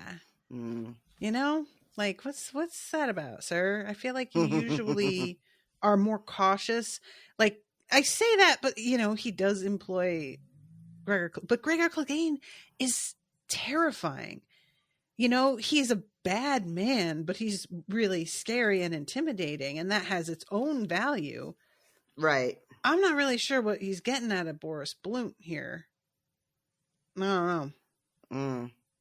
Maybe just sort of trying to undo the damage that Cersei did because she didn't have the right to strip his cloak. But I mean, that doesn't. That's interesting. Maybe I don't know if that's worth the effort. Like, I mean, maybe she shouldn't have done it, but it was done. You could have just let that shit stand. Yeah. You know. So Jaime and Loras get to have a one-on-one, and it is tense. Oh yeah. It is. It's fraught. I really appreciate that Jaime kind of like comes to his senses and realizes that he's engaging in this dick measuring contest with like a child. Yep. But it takes a minute. Jaime is like, oh my God, it's me. I'm fucking arguing with my goddamn self. I was a pain in the ass. Oh my God. Man, this is what aging is. I swear to God. It's dealing with like children or like people in general and realizing, oh, I used to be like this. Oh God. Oh, that's so embarrassing. Aging is being embarrassed if you're doing it right, in my opinion. It's true. Or yeah. If you're doing it right, you're embarrassed all the time. So Jaime asks right away, who was wearing Renly's armor? Yeah. And there's a moment where I was like, is he really going to tell the truth? Like, cause I didn't know, like, you know, and this was not I don't think this was a bit in the show at all, this whole Renly's ghost and all that jazz. No. So I was like, shit, does he tell the truth or not? But he takes his vow seriously enough that he tells the truth. And he tells Jaime that it was his brother dressed up because he wasn't tall enough and that Renly's armor didn't fit. And then whose idea was it? And it was Littlefinger's idea. Mm-hmm. And so we learned that. And then Jaime wants to know, what did you guys do with Renly? And we find out that Loras buried him with his own hands in a place that he's not ever going to tell anybody because he wants to make sure that he is never disturbed. And he says something basically just like, you know, I am never ever going to betray Renly. I will defend Tommen as one of his Kingsguard. I'll be loyal. You know, I'll do everything to the best of my ability, but I'm never, ever going to betray Renly by any word or deed. He was the king that should have been. He was the best of them. He just says that shit straight out. Yep. Which, you know what? I'm here for it. Even if I don't necessarily agree, I'm here for just the saying of all the things that need to be said. Which Jaime thinks best dressed, maybe. I was like, God damn it, Jaime, stop being funny right now. Not the time. But yeah, he's very heartfelt in a way that he isn't in the beginning of the conversation. And that's sort of what Jaime respects more than anything is like, oh, he's decided to just like come clean with me here. I can respect that. Yeah, absolutely. And Jaime knows that he's telling the truth. And then he tells him about Brienne. And I still have her in a tower, and Laura still feels a way about it. And they talk about, because Jaime is like, look, if you talk to her for 2 seconds, dude, it's going to be so clear that one, she could never come up with a plan like this, and completely lacks the ability to lie about something like this. But also, her loyalty and her commitment to an oath she takes, like she takes that shit super, super fucking seriously.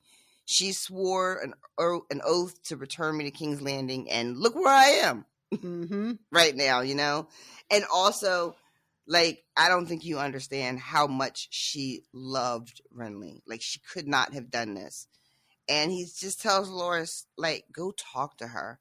I know her story makes no sense, but if you talk to her, you're going to understand that you may not know what happened, but you'll understand that she didn't do it. And then Laura starts to mention, like, you know what? How did the sword or the axe or whatever get through his armor? Yeah. Because that shit went through with one clean stroke. And she's strong. And I'm fucking strong too. And there's no way she could have done that. There's just no fucking way. But a shadow, though? Like, you see him be, like, conflicted, you know? Like, he knows this story that he's been hanging on to, that she's guilty. Seems like it makes the most sense on its face because, like, what's the alternative? A shadow did it? Like, that's nonsense. But the minute you poke at what you think you know, like, that doesn't hold up either, you know? Yeah. And I don't recall the whole armor thing coming up before. If it did, I forgot. So having Laura say it out loud to someone else, like, yeah, no, that shit was cut right through, and she could not have done that. Yeah, he says something about, like, Gregor Clegane is a freak, and even he would have needed, like, an axe to get through that. There's no way that little dagger stroke would be penetrating that. But then he's just like, but if she didn't do it, like, who did it and how? Because, you know, again, shadow, that's just nonsense. Couldn't possibly be right. So, also, yeah, he fell upon 2 of his sworn brothers and killed them in retribution for what he thought was their failure. And he has a moment here of realizing, I potentially killed 2 innocent men. And Jaime has to lie and say, I would have done the same thing. Just to kind of keep the kid from spiraling a little bit. He says, too, at one point he asked Renly, why did you keep her so close? And Renly's response was that, you know, everybody that wanted to serve him and serve, you know, and be in his guard or whatever, they all, like, wanted something from him. They wanted to be knights and castles and riches. All she ever wanted was to die for him. Yeah. That was it. And Renly knew that. And there's something about, like, a joke, I think, that I didn't really love up here somewhere where it says, Renly thought she was absurd, a woman dressed in man's mail pretending to be a knight. I don't want that to be true. I don't like that. And I don't know why it matters to me. But I don't want to think, I don't want Renly to have thought that about her. It really bummed me out. Yeah, I mean, considering that the prevailing understanding is that Renly is gay, for him to just have no compassion for somebody who falls outside of the norms of society and treats and speaks of them privately as if they're a joke, that sucks. Yeah, I did not like that one bit. Just Yeah. gonna throw that out there. So Jaime tells him, I would have done the same thing if I were you. And then let's see, there's one other thing that happens. Oh, Jaime circles back to like, why don't I care that my son is murdered? Yeah. Because he's thinking after Loras leaves, he's just like, this man was so overcome with grief that Renly was gone that he killed 2 of his own brothers like instantly. Yep. Because that was his reaction to the grief and the horror, and like, somebody has to fucking pay for this. Who's responsible for this? Meanwhile, my whole son is dead, and I could be asked. Right? Yeah, he's like, I'm literally in charge of the group of men that are responsible for keeping him safe. I could, within reason, hold them responsible based on my position, not even claiming him as my son, but just being the head of the Kingsguard. And I don't care enough to do that. The best he can come up with me? Is I ought to kill Sir Boros just to be rid of him. Like, that's the best he can do. Yep. Yeah. I find it really fascinating how aware Jaime is that the way he sees the world is not exactly like normal. Right. I like that he does seem to be aware that he exists sort of in a lot of ways. He exists outside of the sort of parameters of normalcy. You know, everything from being a sister fucker to a kingslayer to, just like what he values, what's important to him. You see it coming to a head when he's dealing with his father, and being the heir to Castle Rock and inheriting all that money and being like the ward of the West or whatever the fuck it's called, are things that normal people would be like, hell yeah, give me some of that. But Jaime is just like, exists outside of that. That is not what motivates him. That's not what drives him at all. And he probably feels just like a weirdo all the time. Yeah, it's remarkable too, considering how much he actually falls in the ideals of the era and the what men are supposed to be. Yep. He's you from really the right think family. He's got it figured out, and then to find out like none of that means anything Inside, to him. he's a mess. Yep. Yeah. I mean, he's from the right family. He's got the right last name. He's got the money. He's got the good looks. He's got, a certain amount of intelligence, athletic prowess, powerful, skilled fighter. He's checking all the boxes. All the boxes. And yet... the only box he's checking is Cersei's. Oh, no! Hey! No! Be here all night, folks. Thanks for coming. Tip your waitress. Ma'am, I'm sorry. I cannot be associated. Oh God. So he looked at his stump and grimaced. I must do something about that. If the late Sir Jacelyn Bywater could wear an iron hand, he should have a gold one. Cersei might like that. A golden hand to stroke her golden hair. And I was like, yeah, her hair. And hold her hard against me.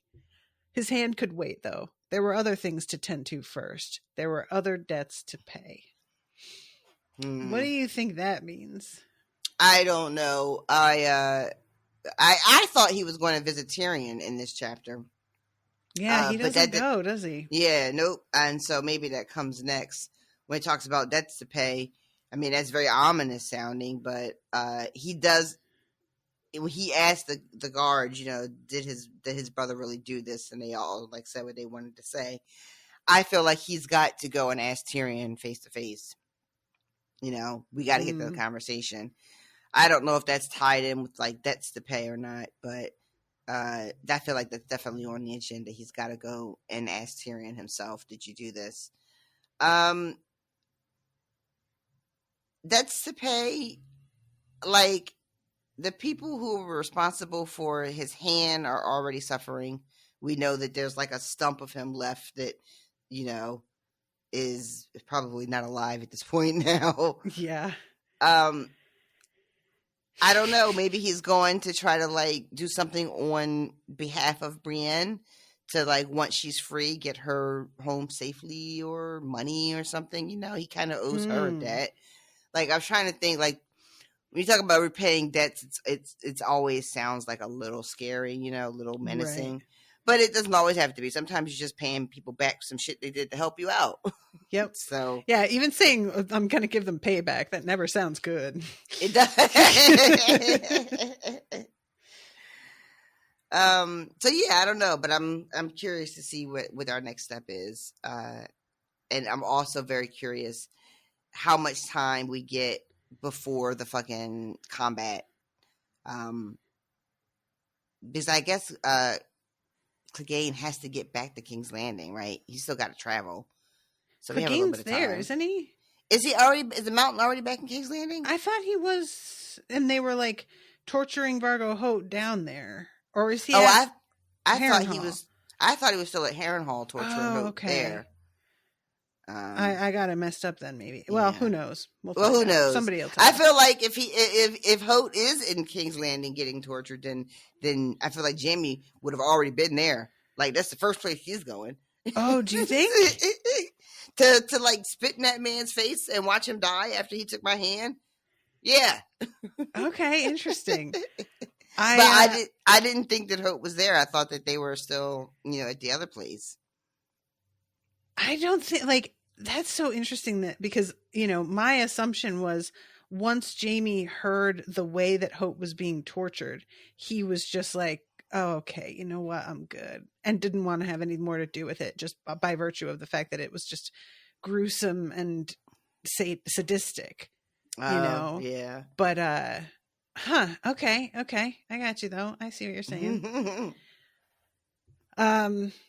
Well, all right. That is the end of the chapter. We've covered like 4 chapters. Look at us getting shit done.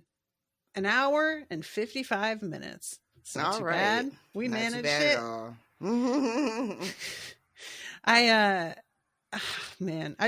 I'm thinking about the fact that we managed to make a 2-hour meal out of the previous chapters. What did we talk about? I don't remember. What were we even doing? How did we get that much out of those chapters? I'm sure we spent a significant amount of time talking about something wholly unrelated to the book or the chapters. Probably. I mean, yeah, it's got to be. We are really, we are unparalleled, I think, in the podcasting world for tangents. If only because I don't have a time limit on our episodes, Most people, if they tangent, okay, but their episodes are like 1 hour and that's their usual time. But because I don't do that, we just, by that alone, double the amount of tangent in just one episode, and then we record twice a week. So yeah, forget it. No contest. Absolutely not. Can you imagine if I tried to keep it to 1 hour, us talking about these chapters? I would like to try it. I'd like that to be a challenge. I don't see it happening. We'd have to drop to 1 chapter. I would love to see if we could do 2 chapters in 1 hour. Like, could we be disciplined enough? No. Streamline this Rashawn, shit. I need to remind you. I record alone 6 times a week for 1 hour episode by myself. Oh, those are Despoil Me's are only 1 hour? 1 hour. And I have absolutely no trouble. I go over time almost every single episode. I have gone as much as 20 minutes over one time. That was for Cradle, unsurprisingly. Or at least it was 15 minutes, something like that. If I can manage 1 hour alone, talking nonstop, virtually nonstop, how do you think I'm going to be able to manage that with a co-host? Like, it's just, that's absolutely never going to happen. It simply will not happen. I'd have to have somebody standing next to me with a little buzzer every time I talked for like more than 3 sentences in a row. Just be like, I'm sorry, that's time. And then I would just have to toss it to you and let you do, like. All right. So maybe that's not. Maybe that's a challenge. It's not for us. I'm gonna walk back from that. Slowly back away from that suggestion.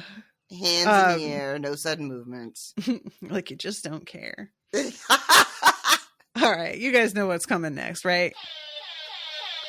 We got to say hi to new patrons, and I'm going to include the ones that I did say last week, but then we're lost forever. Aaron Christensen, Kristen Y, NBA Sarah, Neil Trickle, Jasmine, and Kim C. Welcome. Welcome to all of you. Thank you so much for becoming patrons, for joining us. I hope that y'all are listening to the Sookie Stackhouse coverage, which has been super fun. And, Rashawn, we just got to the part where Alcee, spoilers, turns his back on Debbie Pelt. And, oh, baby, I love this part so much. Is her name Debbie Pelt? Yeah. You don't remember Debbie Pelt? I remember the character on the show. I didn't remember that was her last name. And it's really funny. It's a very Harry Potter-ish last name. We're barely trying here. Debbie Lupin. Right. But yeah, I was so sad because last week Miles's kid was having a surgery. And so he thought he was going to be done in plenty of time to get home and record. And it wound up taking a lot longer and he didn't get back. And I was so eager to cover these chapters. So we had to put it off and it's coming up this coming week. But I can't wait to talk to him about it because I think Miles is going to be so excited because he really cannot stand her. And there are some other revelations that happen. Oh, guys, Sookie is so juicy. It is so silly and so juicy. It's just great. It's like Jane the Virgin in that way. Tasty.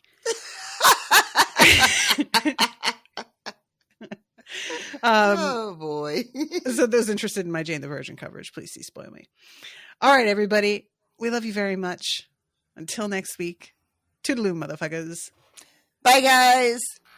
Joffrey, Cersei, Walder Frey, Meryn Trant, Tywin Lannister.